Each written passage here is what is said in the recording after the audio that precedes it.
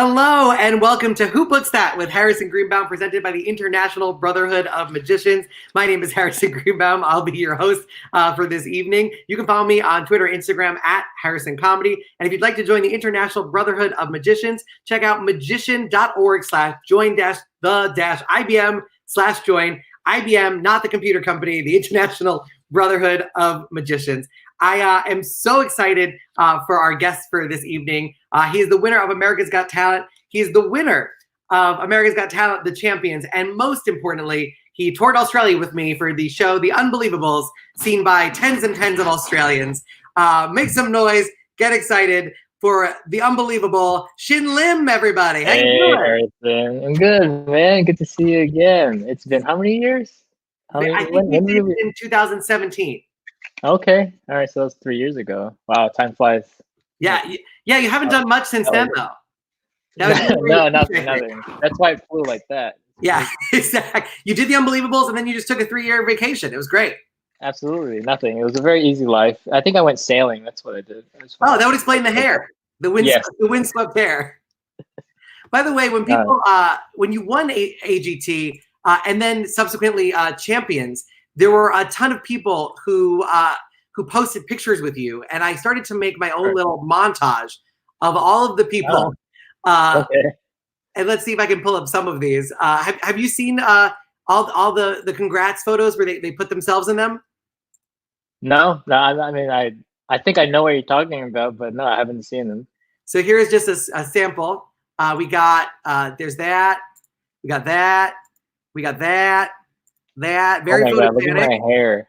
Jeez. And that was Ruben, a mutual friend of ours, with a 4-way picture. This one in the top is my favorite right here. Yes. Oh man, those were that was taken. I was 16 or 17 or something like that. We were the exact same vest that you ended up wearing on Fool Us? I've worn the exact same vest for the past 10 years. Is there a backup vest, or is there only one? No, I don't got a backup vest, so no one spill any coffee on it, please. Well, you know what's great is you just said that, and David Copperfield, I think, just emailed you an offer for his warehouse. Oh, really? Okay. I'm sure that's a very valuable thing to add to the collection. I have tried to make a backup one, but none of it just felt right. Because like there's a lot that happens magic wise, and like it just like things just need to flow properly for such a sleight of hand like heavy act. So like that's why that vest has always worked for me, and maybe one day I'll find a vest that kind of fits right. But does it feel like a good luck charm? I think it's mostly that too. I have a lot of that in my shows and everything. I always have like good luck charm this, good luck charm that. It pisses Casey off, that's for sure. She's like, you can use any of it. I'm like, no, it has to be that one. Oh no, I'm the same way. If I have a show that goes well, whatever was around me in those conditions become part of the ritual. So it's like I've been live streaming with this shirt. This is the 3rd episode I've worn this shirt. So this is my good luck streaming shirt. Yeah, I good luck underwear. That's a big one too. I have my good luck undies. Oh yeah, I have no good luck pants because I have no pants. Oh yeah, no, actually I wore pants for you. I did. Thank you. Yeah, just to make it real professional. Oh wait. There we go. That got really scary because you're in the small screen. So I was nervous for a moment because the blanket was almost flesh colored. I got very nervous. Oh, no, that's not the color of my flesh. Thank God. But there's also, by the way, I don't know if you remember this picture. I never uploaded it when you won, but that's us backstage. Oh, yeah. The only person missing is Bob. Hey, Johnson. Yep. And then this picture came up. Congratulations, Shin Lim, you crazy rich Asian. I don't know if you saw Franz's post about it. Funny. But let's get into your timeline.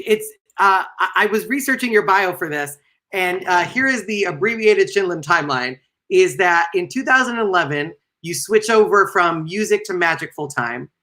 2012, you enter FISM for the first time. You take 6th place, which is still pretty amazing. 2013, you toured China.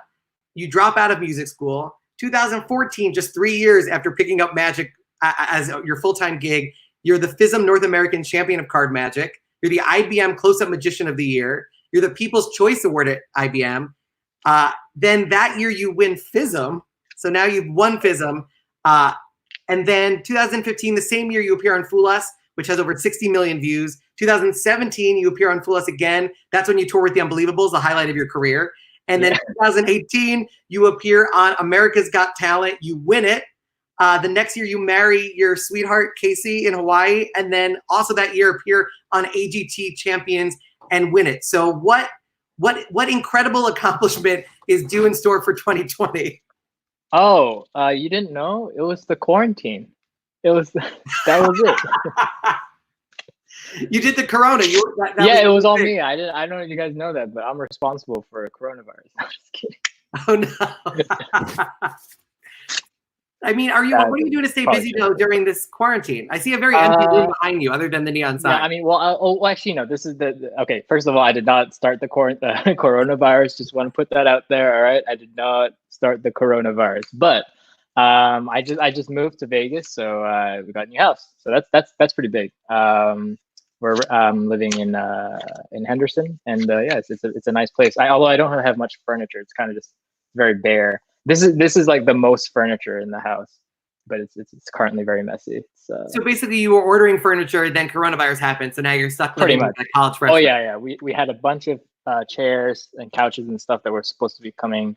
A computer desk as well. So obviously you can tell I don't have a computer desk. Yeah, it sucks, but the good thing is you don't have any furniture, but the neon sign made it. So I'm glad the priorities are in order. I've always had that though. It came from LA. So everything we had in LA just like shipped over, but still need more stuff. Yeah, Bill Hoagland wrote, Harrison, you forgot, performed at NemCon. That's an important one in the timeline. Yeah. I think the first time we ever performed together was in was that Magi Fest in Ohio. Yeah. We were in the same lineup. Yeah. That one was 2000. That was after your Fool Us, so probably 2016-ish, around there. Yeah, I remember that. That was fun. Yeah, I mean, I had never met you before, and I'm going to be completely honest. All I had seen was the Fool Us act or the silent act, so I did not know if you spoke English. Oh, I was probably like a mute. No, I had no idea. Are there people that don't know that you do talking acts? Is that like what? You do a lot of not now. I think after AGT, it totally like definitely people are like, oh, he can talk. Okay, cool. How do you go about that? Because you perfected the musicality, the silent act. It's. I think most people agree it's one of the most impressive and beautiful acts in magic. Right. What does the transition look like to go from that to talking? That was the hardest for me. I was very, very uncomfortable when I was like on AGT and having to talk. That was stepping out of my comfort zone for sure. Because like you've seen me like on the Unbelievables, right? I only did like silent stuff. I've never ever talked. So for me to talk and perform at the same time was definitely a challenge. But I think it was good. It was like a good challenge because it kind of like brought out another side of me that I never thought was there, like whether it be like a slightly awkward or comedic side of me, but it kind of helps with the magic because like now I can perform so much more than just silent pieces. Because when you're doing silent acts, which are really good and can be beautiful, it really restricts you to just these types of effects. But when you're doing talking acts, you can do so much more. And does that go backwards and sort of affect how you approach the silent pieces? Yes, it does. I'm more like toned down and more relaxed now when I'm doing my silent pieces, not so like super serious and like. Although sometimes when I'm feeling it, I get really into it. But now I'm a little bit more casual with it.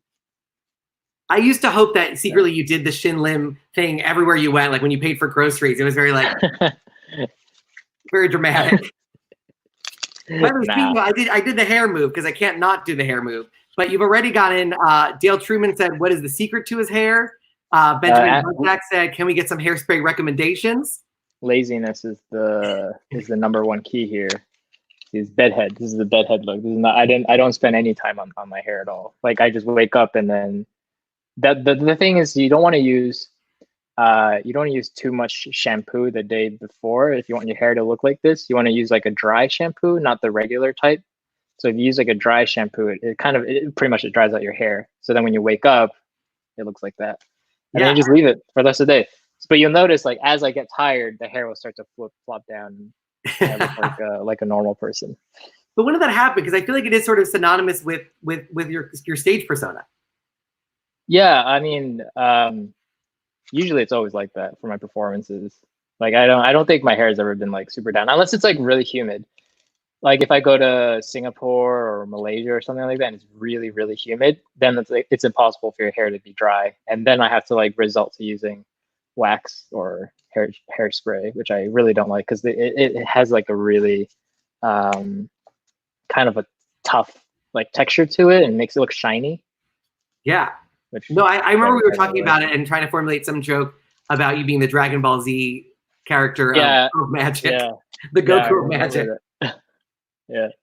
Somebody asked a great question already. Nick said, what comes first when making an act? The idea for the act, or does the music come first? And I would expand on that because you were somebody who played music, you know a lot about musicality. How does that kind of training enter into the choice of music and working with it? So I've always loved music ever since I was really young, whether it be piano or just anything. It can be even orchestral music in movies. And that was what really kind of caught my attention, was watching music with movies like Hans Zimmer, like Lion King, Inception, you know, any of those movies with a great soundtrack, a great backing score that really helped push the movie to the next level. That really was what kind of caught my attention. And so I wanted to do that same thing to magic. I was like, okay, I think you can apply the same concept where the music would be the key feature of what brings out the emotions in people. That's usually the case for almost all movies if you look at it. I mean, obviously there's the acting and the camera work and stuff, and the storyline, but the music is really what kind of does it for most people. And so I wanted to do the exact same thing for the magic. The hard part is a lot of tricks that people create, it just doesn't match with the music at all. It's almost close to impossible. If you have like either you have a talking act or you have even a silent act, you'll never be able to find the perfect song to match with the trick. It just doesn't work like that. Unless you yourself as a music composer, then you can create the magic and then create the music after that. I can't create any music. I'm not that talented. I can only edit it on Logic Pro. So what I do is first I find a song that I really like. So I have to like the music. If I don't like the music, then I won't use it. So I use a song that I like, and then I have all these ideas of magic kind of stored like in the back of my head somewhere. Like I have these routines that are kind of just there. And once I find the right song that I like, I then match it with the routines that I've kind of pre-made, like almost like a template. And so once I connect those two together, I then lay out the entire track on Logic. I visualize the exact moments of where the magic's the routine's gonna go based on how I feel. So when the music's playing, I feel like where there's a crescendo at this part, or there's a decrescendo, or the tone changes from scary to happy.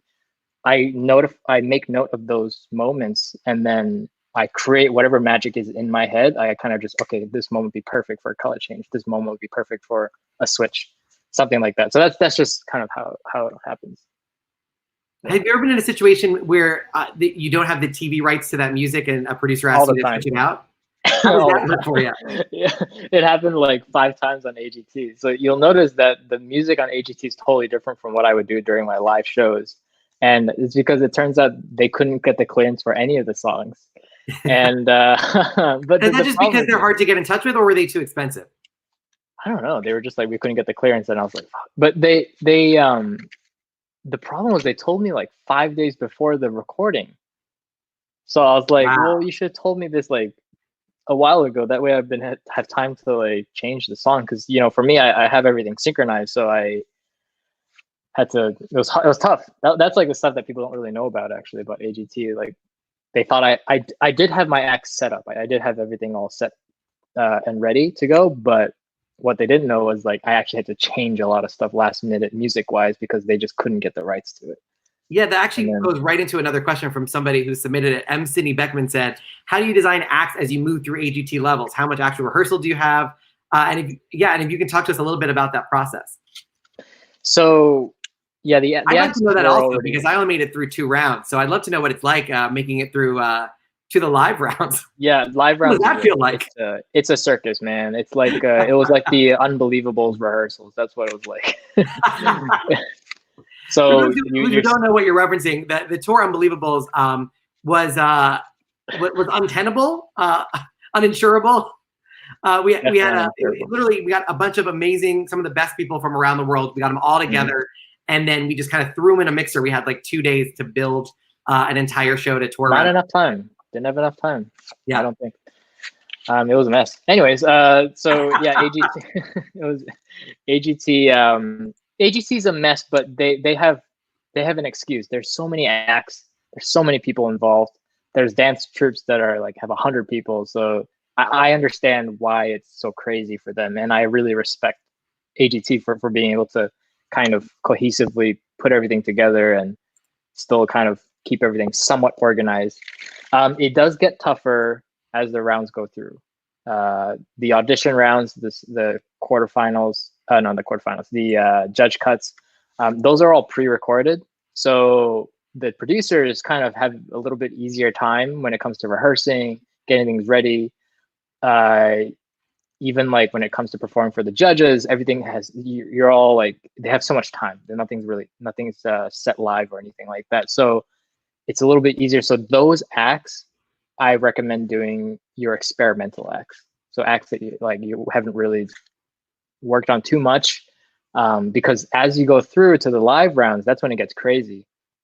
Like when they change music on you, like last minute, like those, I remember for the finale act, it was, I think it was 12 hours that they realized the music they didn't have the clearance to for the ones where the cards were floating. The 12 hours, they're like, yeah, you need to change your music right now. And I was like, the recording is literally in a half a day, and I need to change and I have never done the act before, and they'd wanted me to change the music entirely, and I was like, what this is just crazy. So that's why like it's so important that you save your best acts for the last, because you just want acts that you know that you've done a ton of times. So in case there's any curveballs that are thrown at you, you're able to change it because you're just so familiar with it. That's a little bit of a catch-22, right? Because if you're the first time you're auditioning for AGT is the scariest because it's new and it's a big platform, so it's hard. It might be hard also to open with the stuff that you feel the least comfortable with. Yeah, that's the main tricky part. For me, I did this. I went up in terms of my act. So the auditions was actually it was a good act, but it was a very new act. I practiced it for about a year and a half. But the slides and all the the tricks in it, I was pretty familiar with, so I was quite confident about it, and I was also pretty confident about the effects wise. Like I knew it played well for lay people. I think magicians all know how it works, but for lay people, I knew it was going to play and hit hard because it's an ambitious routine. So that's why I chose to do that one first. And then for the judge cuts and the quarterfinals, those were the ones where it dipped down. So I had not my worst act, but I didn't have good acts for those ones. So that one, I took a risk. I was crossing my fingers. I was like, hopefully I make it through. And I did, luckily. And then that's when semifinals came and then finals. So then that's where I left my strongest pieces for those.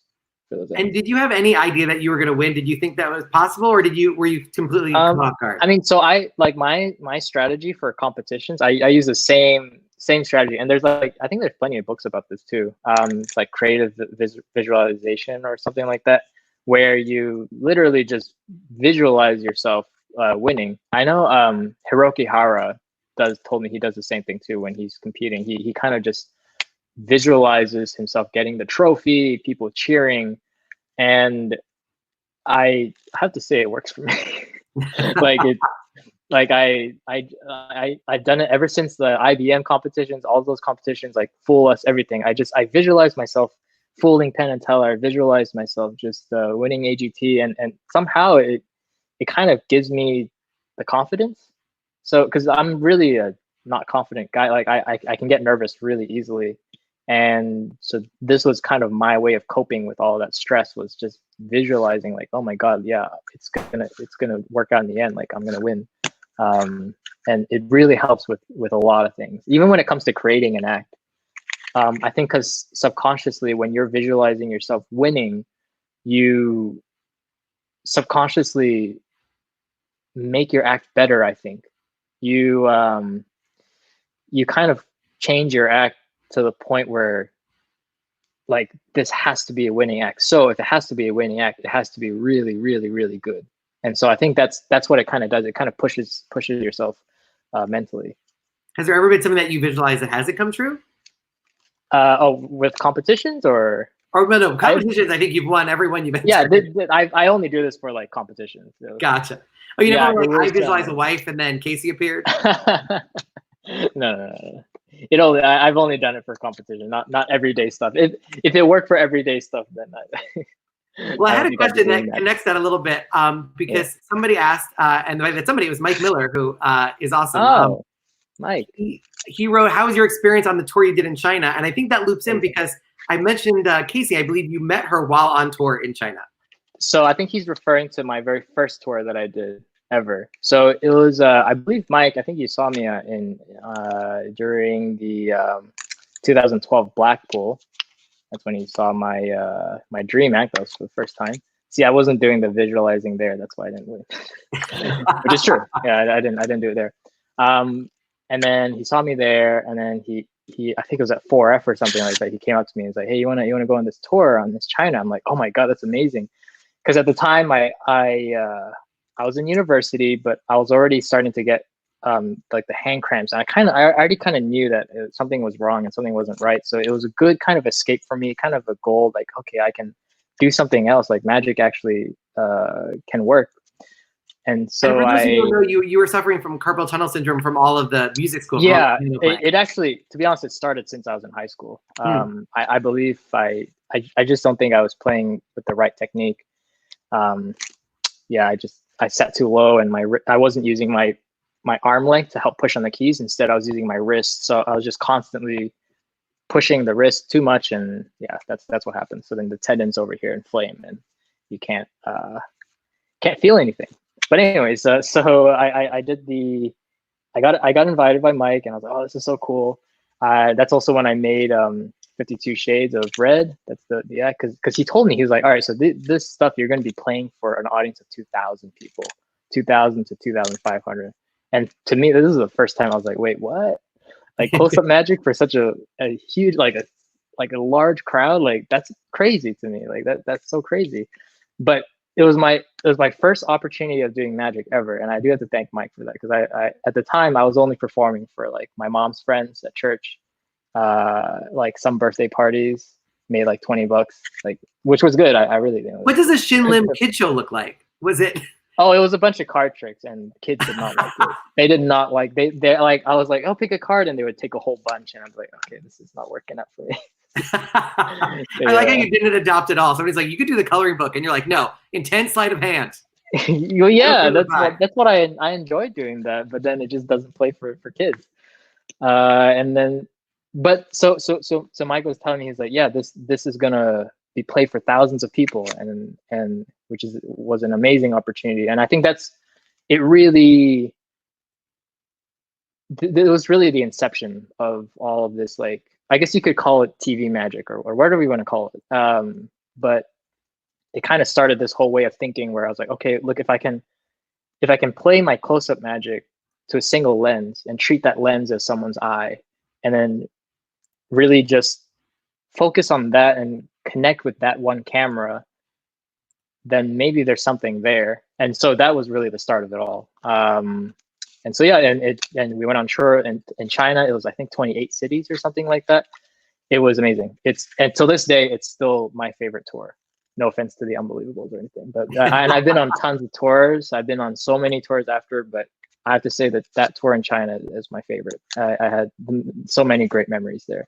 I think it's really interesting to hear you talk about performing to that camera, because the idea of doing close-up magic to a camera on screen was something that you really kind of brought to the masses. Like the idea of even doing it the way you did it on AGT, it seemed like every step that you did on your journey helped set up the next step.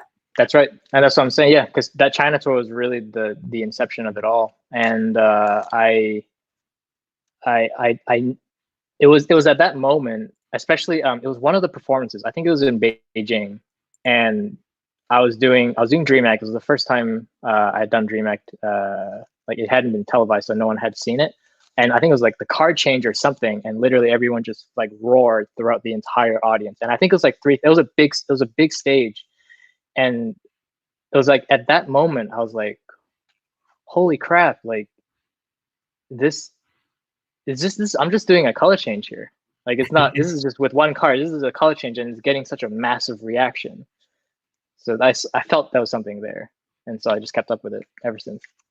And then we alluded to this earlier, but somebody said, how is it working with FRANZ HARARY in Macau? So that was your next time in China. That was my next time in Asia. Yeah. So that one wasn't a tour. That one's more of a residency. Right, the House of Magic. Yeah. And it's House of Magic. I had the best time. I love Franz. He gave me a really good opportunity. He let me get there twice. Usually magicians aren't supposed to go there 2 times in a row, but he let me go there twice, so thank you. No, it was great. It was in Studio City. That was the hotel, and Macau is part of China. I think it's an island off of it, but it's pretty much like Las Vegas. It's the Las Vegas of Asia, and it's spectacular. Everything looks amazing. The buildings are super big and tall and fancy. And I performed in a theater. It was called the Layer Theater. It's 150 people, which not so much, but still to the camera and the screen. But at the same time, people can still, if they choose to look at me, they can choose to see me, and they'll still be able to watch me. So that was really good. It was 15 minutes back to back, eight performances a day of the same 15 minutes. So I got really, really good at Dream Act and 52 Shades. I performed. Well, I remember in Australia, you were supposed to do your final bit on a rotating stage. And the way you were managing, and it would stop and start over and over again. And the way you managed it, like, people couldn't see it on your face or in your act. We all knew the incredible, you were essentially doing your act in an obstacle course, and nobody had any idea. Yeah, because the rotating stage would keep bumping every now and then. It was at random too. So like, I'm trying to do like sleight of hand, like while the whole stage is like just bouncing. I'm like, Jesus, it's terrible. And also, we were missing, we didn't mention that at House of Magic, there was a certain dancer that you met there. Yes, that's where I met Casey. She was a dancer for Franz, and I have to give it's because of Franz that now I'm married. So thank you, Franz. He likes to take credit for it. So. By the way, I don't know if you've been watching the episodes of Who Books That, but we do get to have surprise guests all the time, and you might recognize him from House of Magic. It is FRANZ HARARY. Oh my God! I didn't know you were going to be on this. You totally reminded me. I need to go get a giant neon sign of my name. It's been on my list forever. You don't have a poster of Mega Magic somewhere in that house, bro? Oh, I'm sure he does. Oh, he has plenty. By the way, I'm talking about, where is Casey? Is she going to be in this? Is she going to? Do you want me to get her here? You can, yeah. Well, no. Before that, let me just say that I feel that I am personally responsible for all the sex you will be having for the rest of your life. Franz said this live on stage. I think it was one of the last performances or something. And like, you just said that. It was so funny. Greatest credits. Yeah. Well, I know that you proposed during the show, right? Yep. Right. Well, yeah. I made her appear. Actually, we're going to see if Shin can make her appear, but my show is like a machine. It's all, I mean, Shin will tell you. You basically hit go, and it's a series of mechanical robotic things. So it's hard to stick another performer in there, but that was the plan. But what we did is I made her appear, and then Shin came out, and you can tell the moment she saw Shin on stage, oh, it's so sweet. It's melted. It was just love at first sight for both of you guys? Pretty much, I would have to say. It took a little while. Wait, who fell in love first?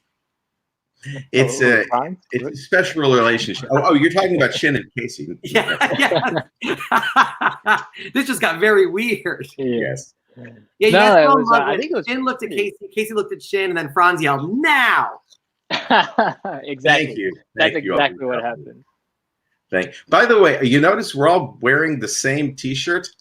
I was just going to mention it's part of the uniform now of doing this show. The official Who Books That black T-shirt. Black art. I'll be selling them as merch.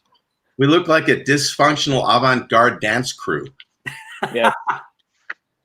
Franz, do you have any other memories of Shin at House of Magic? Many. You know, something Shin hadn't even started to talk about is he is a hell of a video producer, a film video cinematographer. When he was at my place in Macau, he shot a documentary of the place while he was there. Right. He's a killer shot. I mean, what a great eye, you know.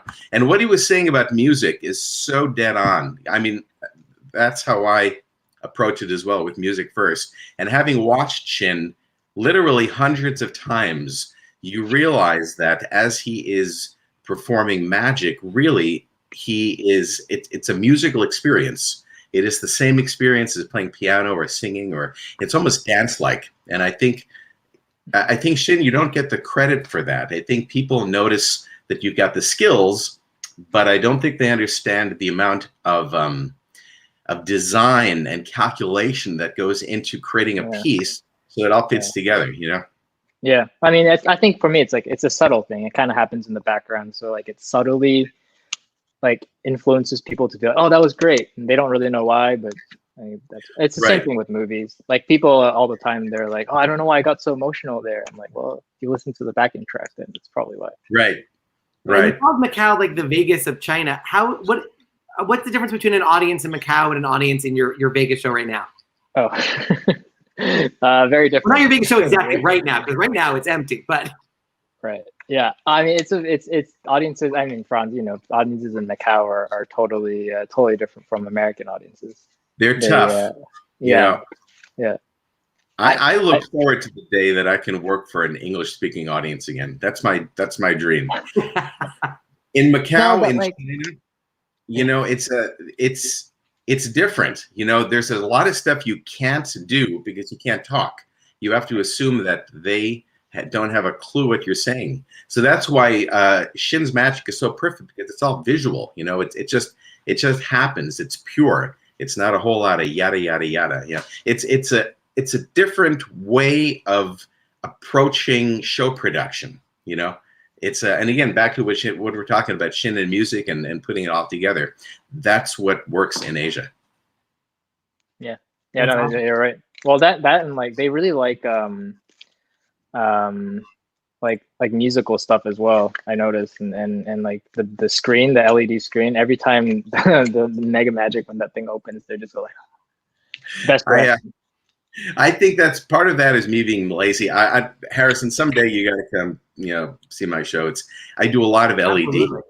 And I'm now to a point where about half of my show is me basically just pointing and things happening. So I let the LED. My dream. That is. Before it's all done, I'll be sitting in an easy chair with a remote control just going like that. Yeah. Have you ever forgot? I once was doing a trick and I forgot to do the secret magic part. I was just having so much fun doing it. And then I got towards the end and I was like, oh, that's right. I'm not a wizard. If I don't do the thing, then nothing happens. You got to do that. Right. Yeah, exactly. Now. Hey, Shin, look at what my remote control is. Oh, no way. How'd you turn this is the official Casey Shin I Got Married in Hawaii pack of cards. Oh, yes. You were at the wedding, right, Franz? I was. Here's the other. These are the only 2 decks of cards I have in my home. That's it. Nice. Wow. Good. I was doing a thing with Rocco the other day. I've got my own little internet thing I want you to hype later. But I was doing. Yeah, absolutely. Here, we can put it up right now. He has a Facebook show, facebook.com/FRANZ HARARY fan page.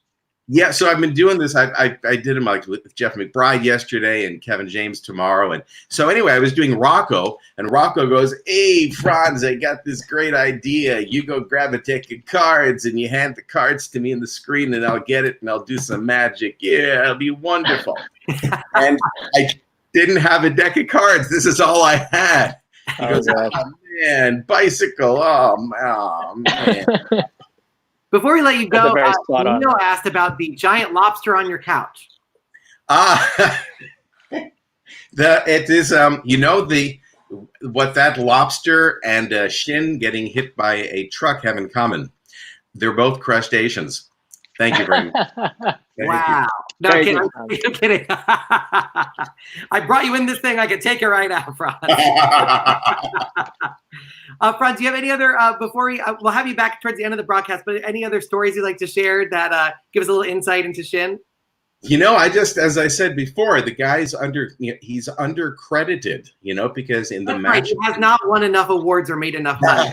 Well, but all of his awards are not big enough of his face. If he just needs more neon signs, that's all. If you talk to magicians, it's all about his ability to do the hoop-de-doo with his fingers.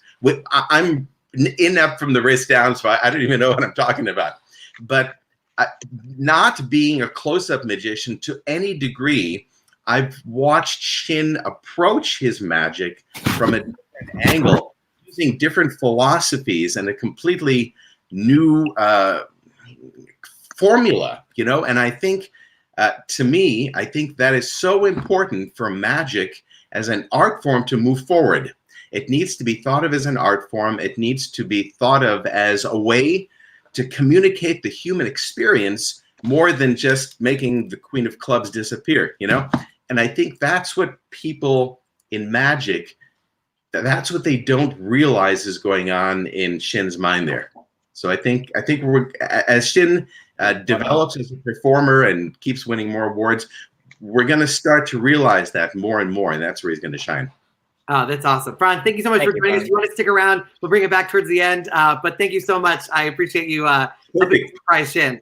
Just keep hyping my show. Oh, tomorrow, Kevin James, tomorrow. Just keep hyping it. I got to get a T-shirt. I got to get a T-shirt that says my FRANZ HARARY fan page. I'll have that ready when we come back. Perfect. That's awesome. Okay. I love it. Thank you so much, Franz. Thanks, Franz. Oh, that's a fun surprise. Yeah, I didn't expect that. Wow, how many more special surprises you got, Harrison? I don't know. There could be. We don't know. Oh wow, that's awesome. No, Franz he's amazing. Yeah, he's a great guy. Oh, he's awesome. He's like a crazy scientist. You know, like the amount of things he creates and draws up is just like wow. Oh, I remember some of like the world's greatest magics and all the you know, those giant mega illusions of like I think the space shuttle disappearing, all that stuff.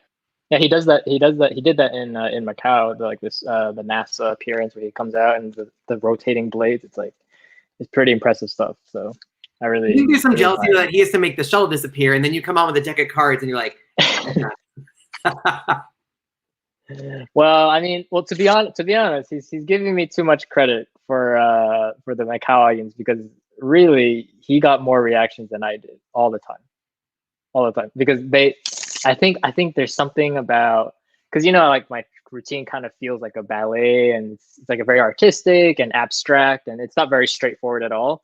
So the people in Macau, some of them really don't care for that stuff. So I've had people in Macau literally be on a Skype call with someone else during the show. Yeah. Or like has anybody ever Skyped into your show? Like I've had people literally, I see them holding up their phone to the stage, and then I look, what's happening? No, not that, but they were like just talking to their friend on Skype, like, hey, how are you doing? No, I'm in a show right now. Yeah, what's up? Like that's what I was like, dude, I'm performing right now, man.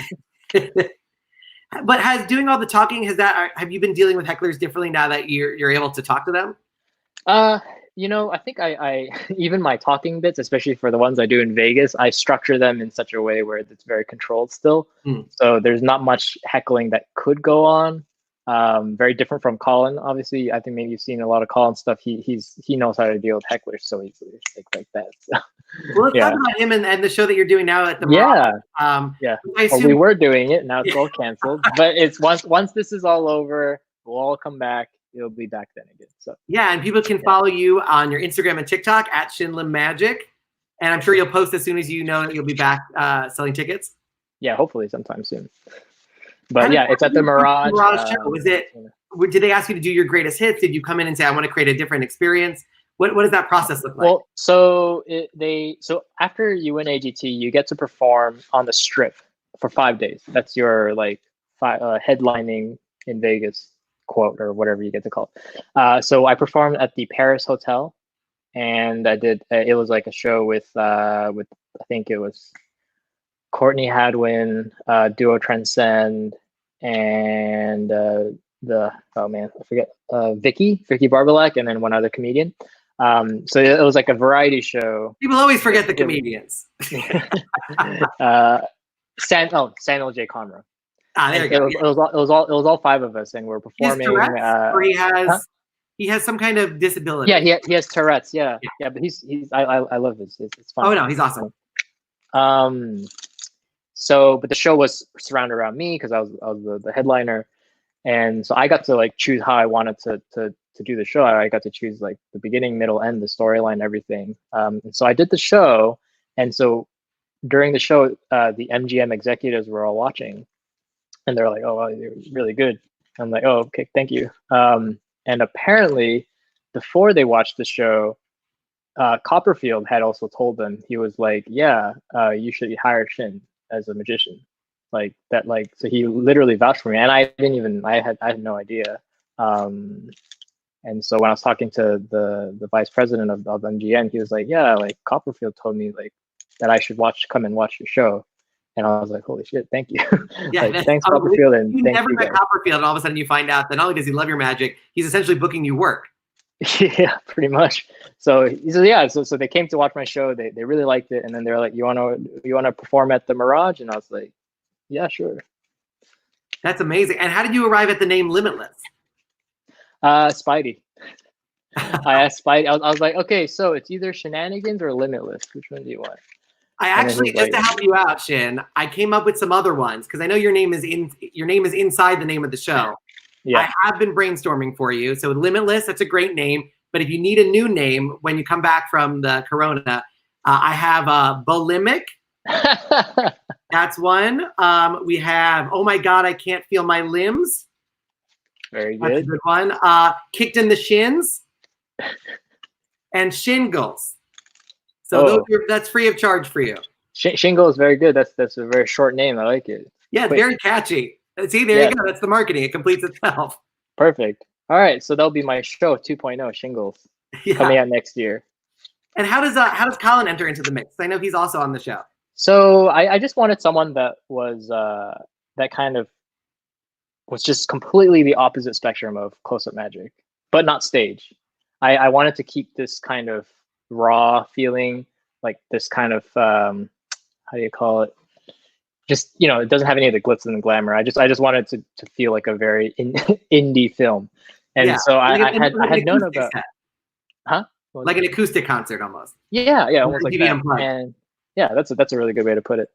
And so I had known about Colin's work. I've always been a massive fan of his. And I actually already had asked him even before I got the gig at the Mirage. I was like, hey man, like if everything goes well with AGT, like do you want to work together? Like do you want to do this? Like do you want to, like, just you and me?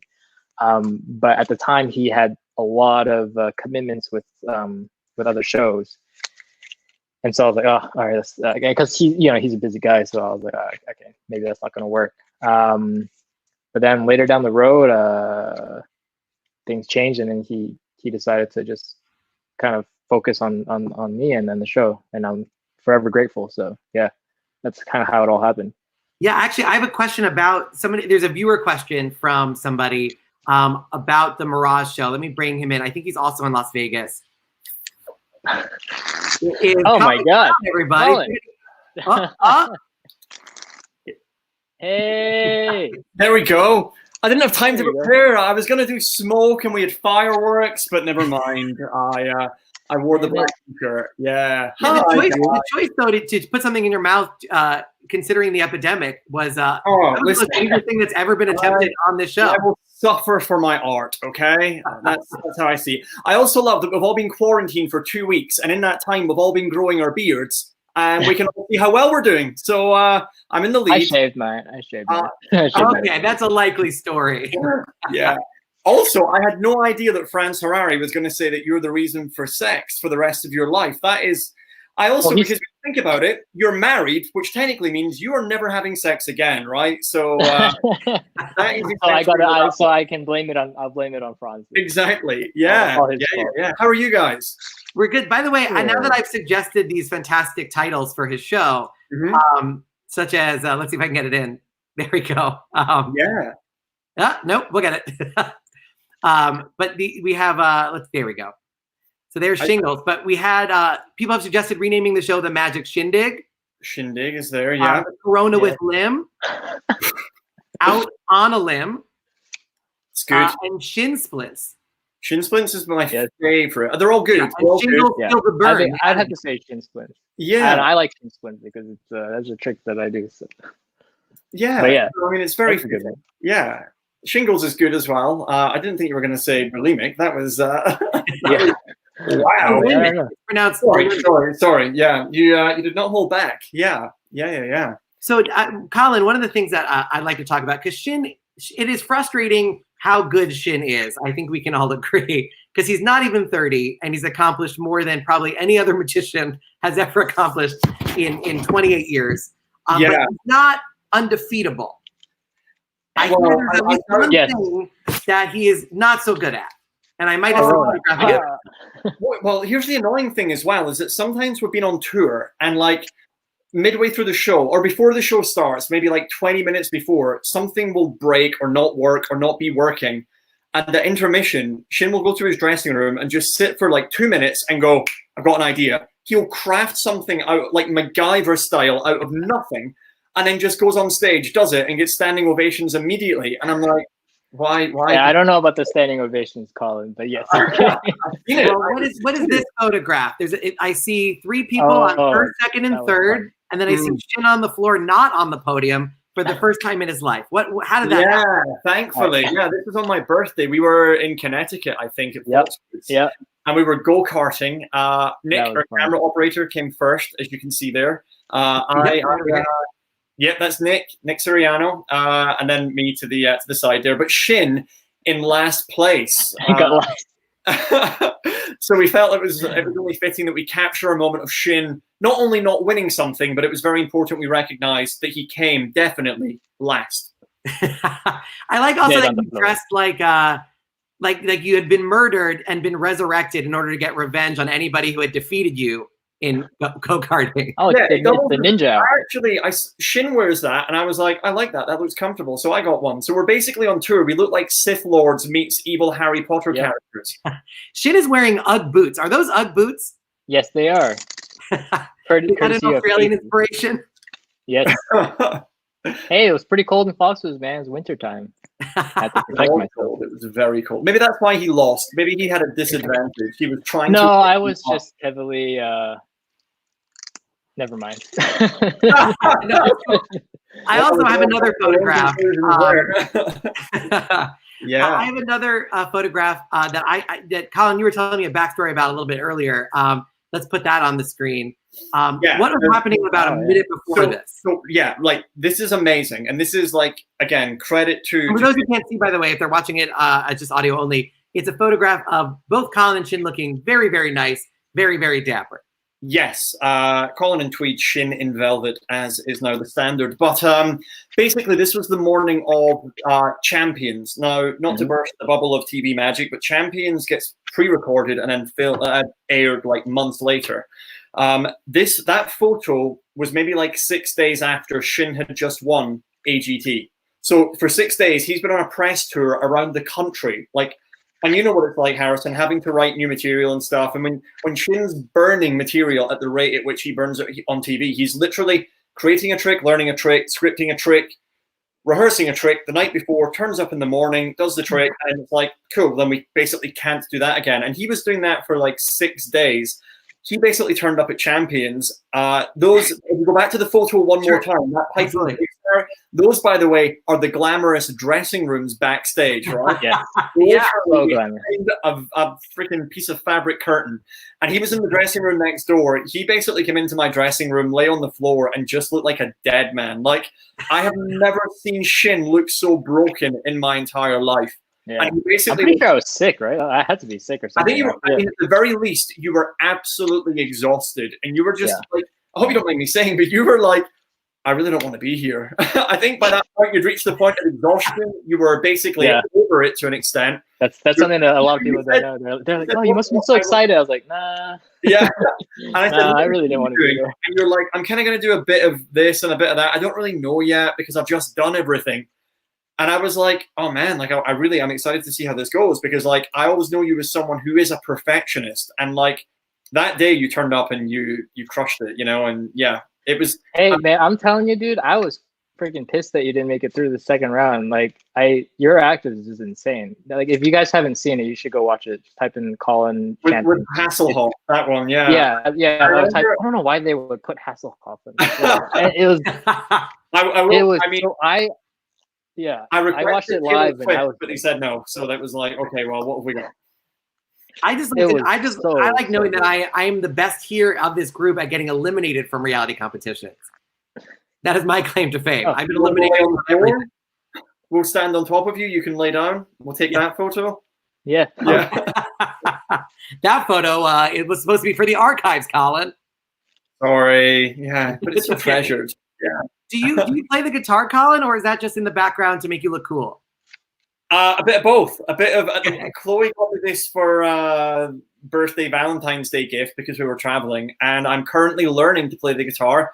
Currently, what I have learned is how to set it. Where is it? There on the stand correctly, and that's where I'm at. So yeah, it can only get better. Is there a plan for Shin to play the piano and Colin to play the guitar in a duet? We Just do a jokingly, duet mid-show. yeah. Let it Maybe go. Let it go. some point in the future. Yeah, it's going to be a very different feeling show. It's going to be musicians rather than magicians at that point, for real. Yeah. No, that would be amazing. I like that. I think that's the start of something. I get 10%. This is how much the quarantine has changed us. Yeah. There's no magic at all. It's just music. Yep. Colin, thank you so much. We'll bring it back towards the end. But thank you for the story. Thanks, Colin. Mwah.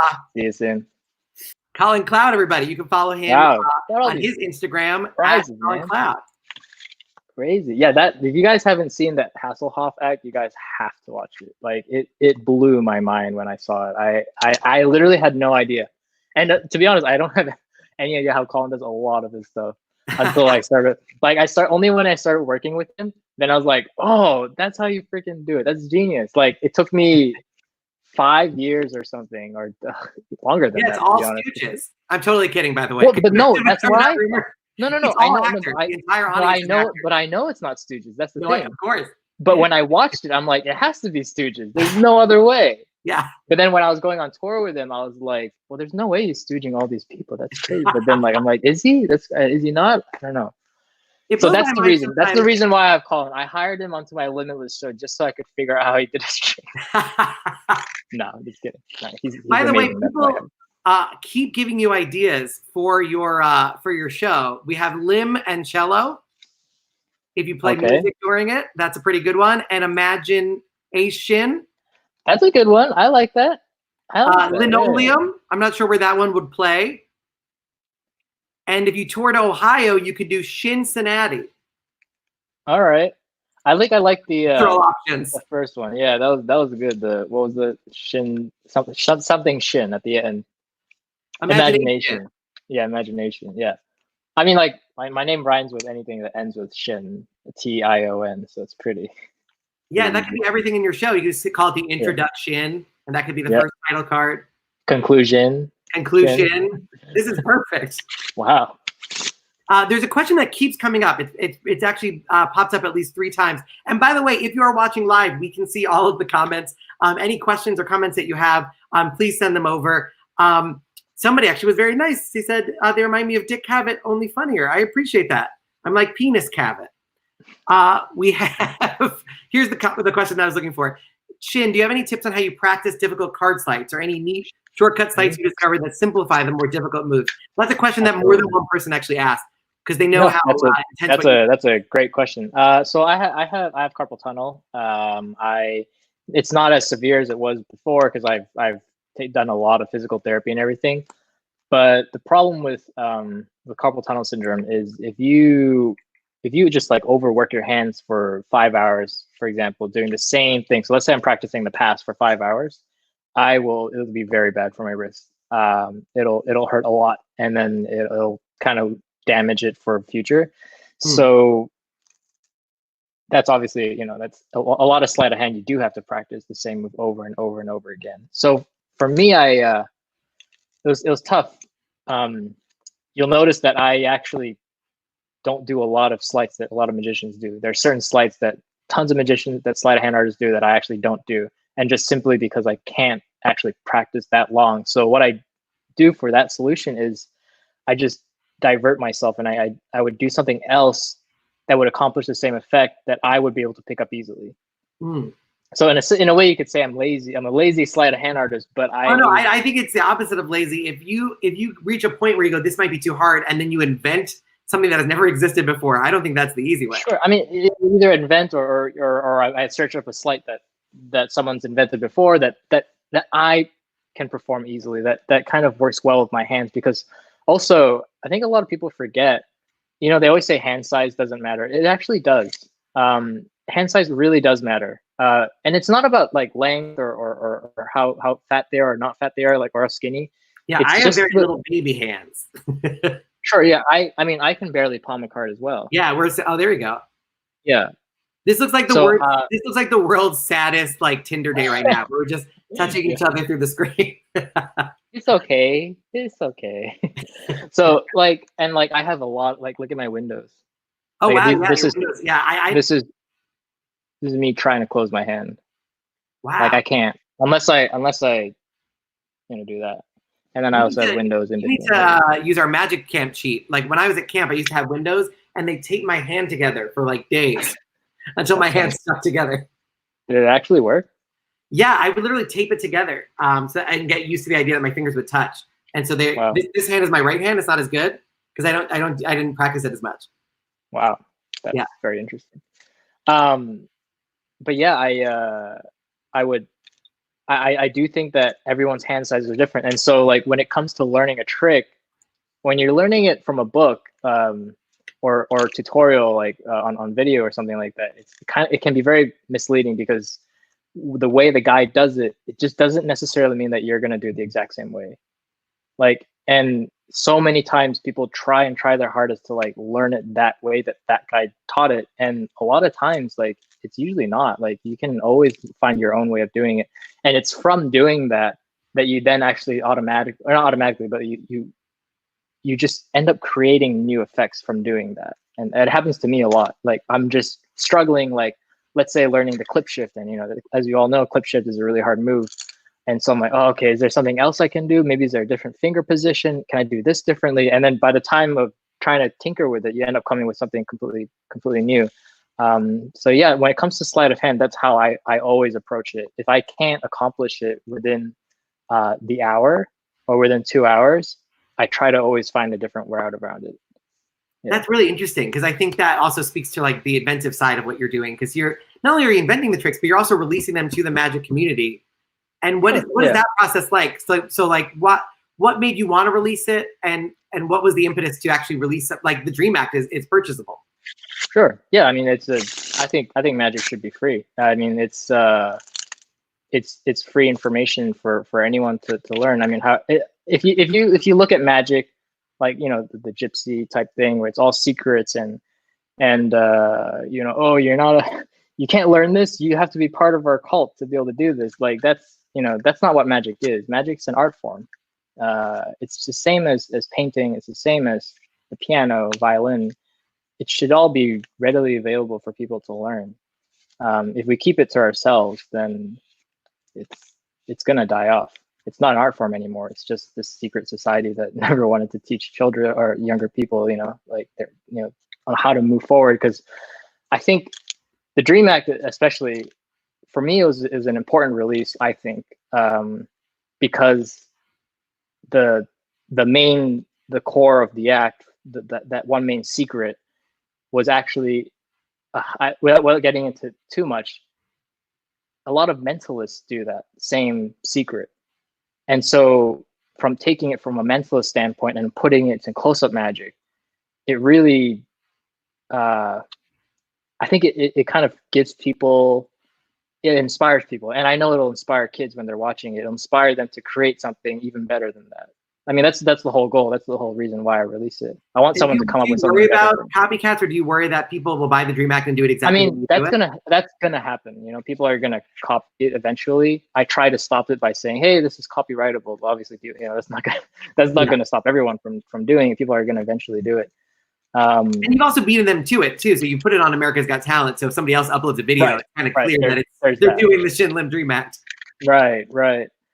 But my hope is that kids and you know, people who are starting out in magic will learn from that and make something that's even better. You know, that's what I want. I want people to be better than me, and there's plenty of people better than me already, but like I want more, you know, because it needs to happen, or else they'll just die out. And one of the interesting things that I saw when I was reading up about you is that you mentioned a couple times in different interviews that you learn stuff from YouTube. So I feel like you're one of the magicians that's very much like on the pulse with what's happening in social media. And does that play into the magic that you develop? I know one of the things that we had to plug. Yeah, a lot of the the Instagram tricks I do is definitely for like cameras and definitely for like Instagram. I'm not gonna lie and be like, oh yeah, it's totally practical for real life. I mean, no, but it's a new medium, right? It's how you can bring magic to people that might not otherwise get magic. Yeah, I mean, I don't consider myself like an influencer or anything like that because I don't like, I just do what I can for social media. I still find it's tough. It's not easy. Like I find it sometimes I don't want to post. Sometimes I'm like, oh, this is too much. I don't feel like posting at all. Obviously now I have nothing better else to do. So yeah, I do post. But it's you have that video where you're actually trolling yourself, where you're watching your own video. You know the video where you're watching? I think you're watching your Ellen appearance and making fun of yourself. Oh yeah. That was a good one. That was funny. Did that come out of a place though of like, is that something that you have to contend with? Is like people being like internet trolls or people? No, I wanted to just do that because I always play with that accent all the time with friends and stuff. So I wanted to use that accent in real life. But yeah, I don't get too offended by comments. I think I probably get more offended by like if they're like, oh, it's CGI. I'm like, damn it, no, it's not CGI. I spent hours trying to learn this thing, man. That's when I'm like, no, I actually spent time and effort. So don't say it's CGI. Yeah, I'm sure it's like when you do mentalism and people are like, oh yeah, you just set it up, and you're like, what? No, what would be the point of any of this? Right. Yeah. Like, oh, it's just actors. Well, no, it's not. Like, I spent a lot of time to work on this thing. But yeah, like social media, like, you know, people say, oh, you're a social media magician or blah, blah, blah, blah, blah. I think it's either way, you're doing what you love. And if you're only performing on Instagram or you're only performing for YouTube and you're doing specific tricks for that platform, I think that's okay because you just have to do what works for each platform. Because sometimes when you're doing a lot, you can have the best live performance, but that won't play out well on Instagram, right? And you can be the best Instagrammer, but that won't play out on a live show. And so, but like, there's always different types of tricks for different platforms, in my opinion. Yeah. And changing topics slightly, but is your mom still your manager? I feel like that's your biggest connection to the Kardashians. And if so, how do you navigate that relationship? That seems like something that could be potentially difficult. Oh, it gets very difficult at times. But at the same time, like, she's the only one I trust, really. You know, like when it comes to like, she handles all of my money, like everything, all of my finances, and she's the only person that I can trust holding like all that money. You know, like I don't know. I don't really feel. I thought about it. I had a manager previously, and that did not work out at all whatsoever. So then I went back to my mom. I was like, "Yeah, you were right. You were right." She was like, "I told you so," and I was like, "Yeah, you're right." Is there a division of like personal and professional? Like if you're out to dinner, is there like, mom, you're just my mom right now? That's her problem. She can't like separate the two. She's always just kind of always working all the time. And my dad gets pissed too. He's like, come on, we just need to spend some family time. And she's always focusing, which is fine. I mean, she has like an obsessive type personality where if she's like working on something, she'll always just go 100% and all out on it. And so right now it's just my business. So she's 100% all in that, which is, you know, I'm totally cool with it. But sometimes she needs to just, you know, relax and have fun and enjoy life. But if that's her way of keeping busy, then that's fine. I mean, I guess I could be the same way. I get obsessed with things too. Like I get obsessed with magic. I still am. I love magic. I love film. So yeah. One of the cutest emails I've ever seen, somebody showed me your mom had sent an email in all caps and then immediately emailed back and said, I'm not screaming, in all caps, I'm not screaming, I just don't know where my caps lock key is. And I thought it was the most adorable thing because you read it and it's like, why is she screaming? And then she's just like, I'm not screaming, I just don't know where the caps lock is on this keyboard. It was adorable. Yeah, she has, she definitely uses the caps a lot. But like, so you were born in Singapore, then you I was born in Vancouver. Oh, sorry. Oh, Vancouver, then back to Singapore, and then to Massachusetts. Yeah. My parents are Singaporean.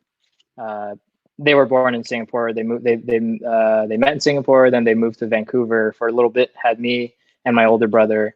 Moved back to Singapore because my mom missed the weather and the food. I lived there for a bit, and then Boston. And do you think all that moving around changed the way you approach magic? Is having that sort of international background been an asset? Actually, you know, probably. Yeah, probably with the whole like silent magic and stuff like that.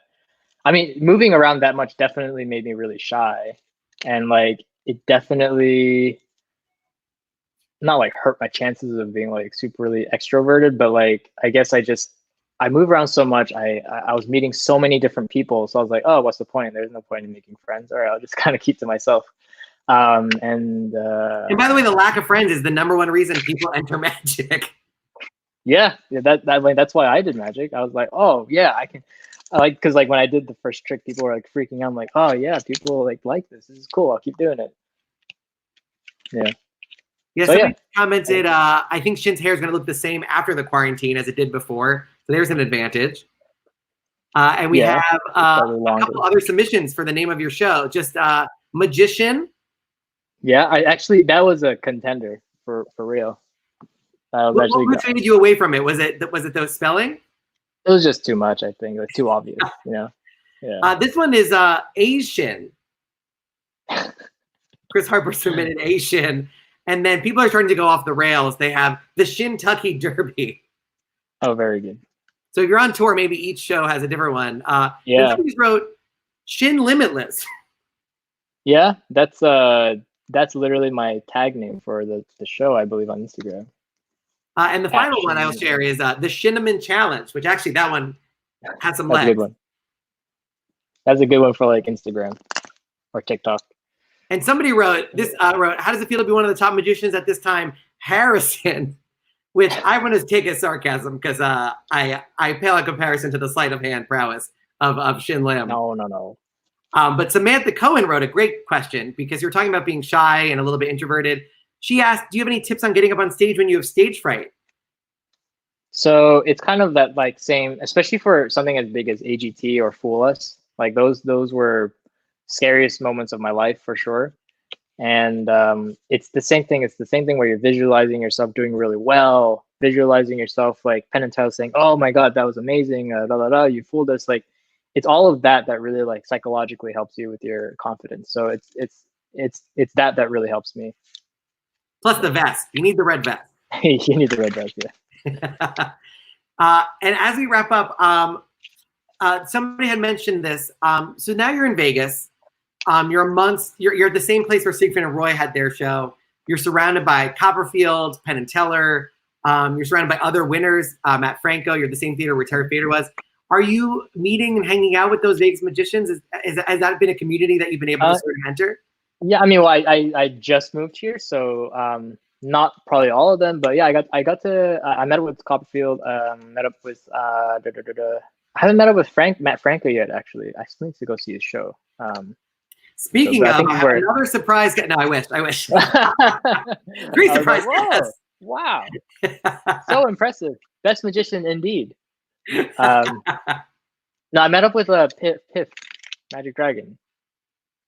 Really nice guy. He's awesome. Yeah, he's great. He's so good. He came to watch the show, and then we got to hang out a little bit after. But yeah, I'm trying to think anyone else. Penn and Teller, I still haven't yet got to meet them backstage yet, but one day I'm sure. Yeah, somebody invited you to a luncheon. I assume he means after the corona, unless you're going to sit 6 feet apart. But I'll be in touch. Oh, I scored you an invite to a hot lunch, magician's lunch in Vegas. All right. And I guess one of the things that's interesting, because I've known you since way back, but walking around, we had Colin's bachelor party. I think that was the last time we hung out. And walking around, one thing was fun because your face is on these giant billboards, so that's a surreal thing. But seeing people's heads turn because you're very recognizable now. Like how is being like recognizable changed the way you go about life and pursuing magic? Like I just like watch myself now, you know. I'm just kidding. No, I know it's pretty awesome, but it does suck because like I have to, because usually I like to just walk out in my sweatpants and t-shirt, and I like to walk out in my pajamas in public because I don't know, I don't care about how I look, but now I have to care about how I look. So kind of. Is it surreal? Are there like pinch me moments where you go, I can't believe this is my life? Yeah, all the time. Especially when I see like a wall and it's just my face. I'm just like, wow, that's Yeah, that's insane. It's kind of crazy. And like, I don't know. Yeah, it's just, and like the fact that people will just recognize you, like, is just, I don't know. It's weird. It's for sure a strange thing. It's so different from like people liking it on Instagram or YouTube or getting views. It's a totally different type of thing. Yeah. Oh no, and it's very well deserved. As we wrap this up, if you have any other questions, please put them in the comments now or forever hold your peace. Let's bring back our special guest to see if they have anything to add. We have FRANZ HARARY. We have COLIN Cloud. Oh my gosh. COLIN, have you ever met FRANZ? No, never. Oh, Hey. FRANZ, meet COLIN. I'm obviously very aware of your work. I mean, when I think about like stage illusions, like growing up, FRANZ HARARY is the face genuinely that comes to mind first. In the UK, like you were on our TV constantly in the UK, genuinely. Really? So yes, definitely an admirer of what it is you have crafted, created, and yeah, it's amazing. It's an art form that I've never been interested in doing, but I'm always amazed to watch. You know, it is, when done well, as you've done it, it is impeccable. You know, and I feel exactly the same way about what you do. It's as I told Shin, I'm worthless from the wrist down, and to see what you do, it is alien to me, and I have nothing but respect for that. Hey, I want to say one thing. You were talking about fame just a minute ago. I've known Shin for a while now, and I've watched him go on this little adventure of becoming famous. I've also had other friends of mine become famous, including Paul Abdul and other people, Rosie Perez, and what happened? Sorry, I'm so sorry. I just had to pick up one of the names that you dropped. That's my bad. Well, I didn't name them all, but my point here being is a thing that happens to all of them is they start believing their own press, their own hype, and when that happens, they change as human beings, not for the better. And Shin has had every opportunity to become a dick, and he hasn't. He is still Shin. He's still the same guy that he was 5, 6, 7 years ago. So that to me is everything. And what's amazing is my name now is very fitting because he is Flushing. That's perfect. Yeah. Flushing would have worked as well. Flushing. Well, I had to wait until he was in that frame. Yeah. And FRANZ made the t-shirt. Thank you, FRANZ. Oh, there we go. FRANZ has turned his t-shirt into a merch shirt. Yeah. But I think one big takeaway, though, like Shin has worked incredibly hard, and I think it goes without saying. I've known him for years. He is, like his family, love him loads, and we're all genuinely very, very proud of what it is he has created because it is amazing and it's all utterly deserved. So well done, you. Thank you, Colin. Thank you, guys. And I think it's interesting. I wasn't expecting this. there are people who are famous who are not talented, and there are people who are talented and not famous. And so it's really nice when somebody is both. When somebody who is doing very well absolutely deserves all the success that they have. Yeah, definitely. And Johnny said, "Yep, that's true." Humble guy with a thumbs up. Chris said because his mother is his manager, that could be part of it. Arlen said, "Thank you all, great time." And somebody asked me to promote myself at Harrison Comedy, Instagram and Twitter. And Ken, thank you for coming to COLIN. Has everybody here been to COLIN, Michigan? Mm-hmm. No, but that's usually my name on a Starbucks cup, so that's amazing. Yeah, they do. Shin, what is the worst name you've had on a Starbucks cup? Do they get it right or do they usually get it wrong? I actually don't order from Starbucks, but I always, but if I do like have a drink from somewhere else, it's always Shim. Shim? Yeah, which is Shim. nice because it's kind of a method. Yeah. Maybe they know your name, but they're just trying to see if they figured it out. Right. They're like, ooh, let's see if he catches this magic Shim, term. question mark? FRANZ, did they get your name right? Never. Frank Harry, FRANZ Harvey, Harry Frank, Holly Watson. You just get over it. Oh, man. Well, thank you guys so much for tuning in and for joining us in this broadcast. FRANZ HARARY can be found on Facebook.com/FRANZ HARARY fan page. COLIN can be found on Instagram at COLIN Cloud. Thank you guys so much. Thank you. Shin, thank you so much for taking the time to do this. All the members who are watching this in the IBM group are over the moon and thanking you for sharing your wisdom. No, it's great. People saying fantastic. Hope to come to an IBM one day. People saying that it took their mind off of a crazy time. Susan saying, thank you guys. And Rick saying, awesome show. If there's a young magician who's watching it and has dreams of being Shin Lim, what kind of advice, parting advice would you give that young magician? Follow your gut. Yeah, follow your gut and don't overthink anything. And a lot of magicians, especially ones over 50, have huge guts. So that's fantastic. That's a fantastic piece of advice. That's right. That's why the older you get, the better it is. There you go. We figured it out. Yeah. Thank you so much, Shin. Can't thank you enough, man. Please stay well. Please let us know as soon as we can buy tickets to your show when it's back up and running. And just to plug your stuff one more time, you can follow Shin on Instagram and TikTok at Shin Lim Magic. You can also follow his very popular YouTube page, youtube.com/Shin Lim. Shin, thank you so much for being a part of it. Thank you, Harrison. So good to talk to you again. All right. Thank you guys so much for watching again. Thanks. And that has been episode 3 with Shin Lim, the episode 3 of Who Books That with Harrison Greenbaum. A huge thank you to the International Brotherhood of Magicians, the IBM, which if you'd like to join, and you definitely should, that website, I'll put it right on the screen. It's magician.org/join the IBM/join. Very simple to join. You get a copy of the Linking Ring every month, which you can Lysol and then enjoy as much as you want. It comes shipped in plastic, so it's very safe. My name is Harrison Greenbaum. You can follow me on Twitter and Instagram at Harrison Comedy or on youtube.com/Harrison Greenbaum. And a huge thank you to Emily Murtaugh, my girlfriend, who's locked herself away in the bedroom this entire time so I can do it.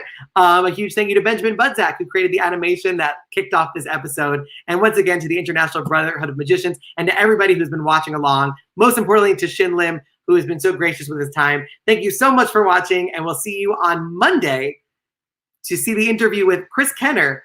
Super, super excited for episode 4 on Monday at 7 p.m. EDT. We'll see you there soon. Thanks so much, everybody, for watching.